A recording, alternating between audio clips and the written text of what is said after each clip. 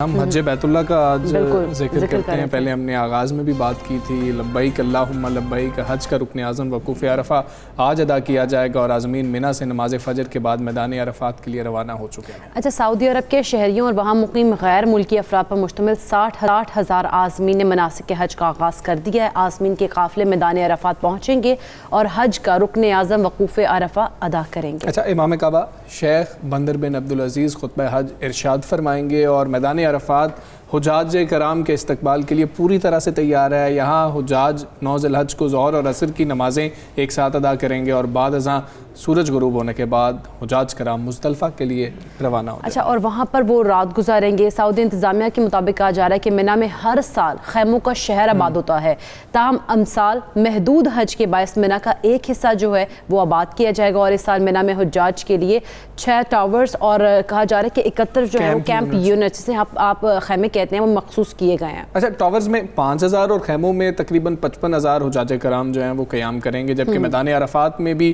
60,000 حجاج کو ٹھہرانے کے لیے خیمے نصب کر دیے گئے ہیں۔ اور گزشتہ برس کی طرح اس سال بھی ہمیں معلوم ہے کہ کرونا وبا کے باعث سخت احتیاطی تدابیر اختیار کی گئی ہیں۔ ہم بات کریں گے، ہمارے ساتھ موجود ہیں مفتی فاروق القادری صاحب۔ السلام علیکم، گڈ مارننگ۔ حج بیت اللہ کی اسلام میں کیا اہمیت ہے اور ہم دیکھیں اس کے روحانی اور ظاہری فوائد کیا ہیں؟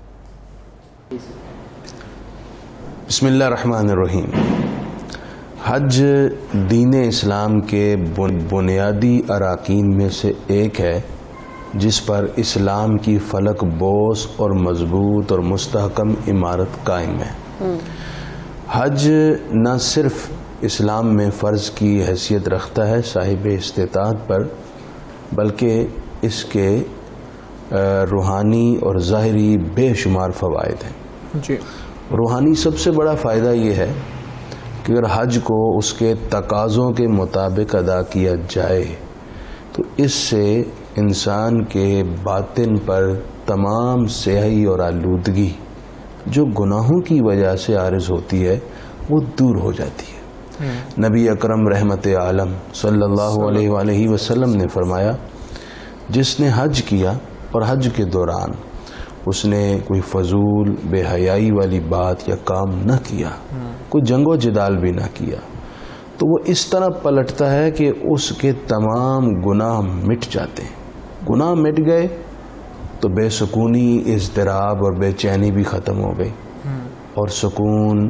اور راحت کی کیفیت حاصل ہو جاتی ہے۔ جی، یوں ہی حج کی وجہ سے دوسرا روحانی فائدہ یہ ہے کہ حج ایک ایسی عاشقانہ عبادت ہے کہ جس سے بندہ اپنے رب کا تقرب حاصل کرتا ہے۔ بے شک ساری روحانیت کی روح یہ ہے کہ اللہ کا قرب حاصل ہو، اور حج ایک ایسی عبادت ہے جو بندے کو اللہ کے قریب کر دیتا ہے۔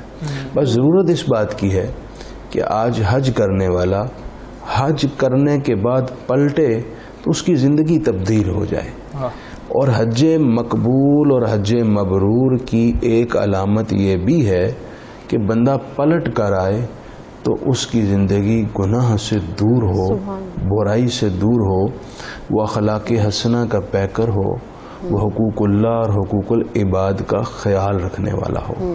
اگر اس انداز اور اس تقاضے کے پیش نظر حج کیا جائے تو ایسا حج انسان کو یکسر بدل کر رکھ دیتا ہے اور اس کی زندگی میں ایسی تبدیلی واقع ہوتی ہے جس سے نہ صرف اس کی ذات فائدہ اٹھاتی ہے بلکہ ساری سوسائٹی کے لیے وہ شخص مفید اور مؤثر بن جاتا ہے۔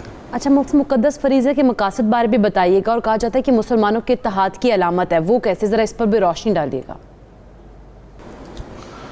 حج بیت اللہ کے جو مقاصد ہیں وہ بڑے جامع ہیں اور وسیع ہیں اور عالمگیر ہیں، اور اس کے فوائد تمام ملت اسلامیہ کو ہیں۔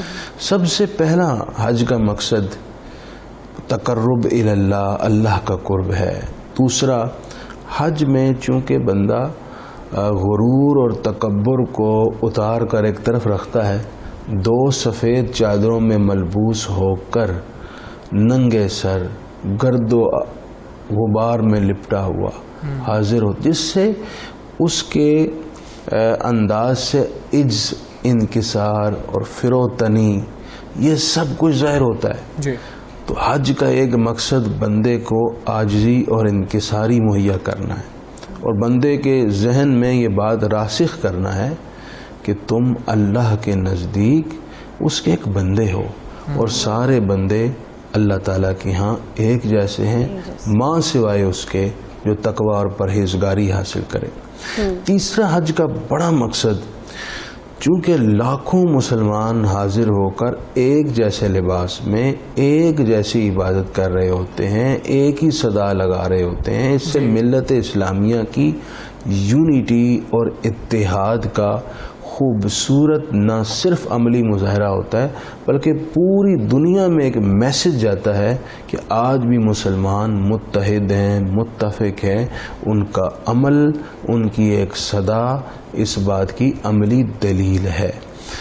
جب حج ہمیں اتحاد سکھاتا ہے تو آخر کیا وجہ ہے کہ ہم متحد نہیں ہو رہے؟ ہمیں اس پر غور کرنا چاہیے.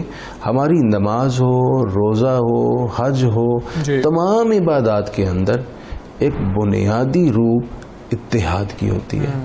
ہمیں اس اتحاد کو قائم رکھنے کے لیے ایک دوسرے کے قریب آنا چاہیے، ایک دوسرے کو برداشت کرنا چاہیے، ایک دوسرے کی سوچ کا، ایک دوسرے کی رائے احترام کرنا چاہیے. ٹھیک ہے مفتی صاحب، ہم آپ سے عبادات کے بارے میں بھی جاننا چاہیں گے کہ حج بیت اللہ کے موقع پر جو مسلمان وہاں نہیں جا سکے، ہم لوگ وہاں نہیں جا سکے، ہم گھروں میں موجود ہیں، ہمیں کیا عبادات کرنی چاہیے اس موقع پر، کیا اذکار کرنے چاہیے؟ حج بیت اللہ کا موقع ہے اور اس وقت تقریباً 60,000 حجاج کرام میں عرفات کے اندر آج موجود ہیں. تو جو حجاج وہاں ہیں وہ تو بڑے ہی خوش بخت ہیں جو اتنی اہم اور فضیلت والی عبادت کے فوائد اور فضائل اکٹھے کر رہے ہیں جو وہاں نہیں جا سکے اور اپنے گھروں میں ہیں.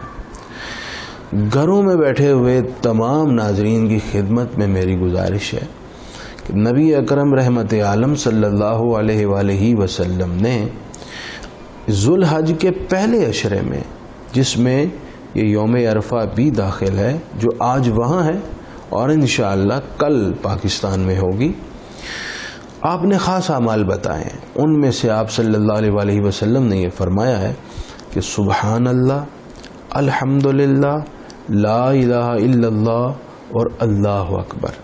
یہ کلمات خوب کثرت سے پڑھو.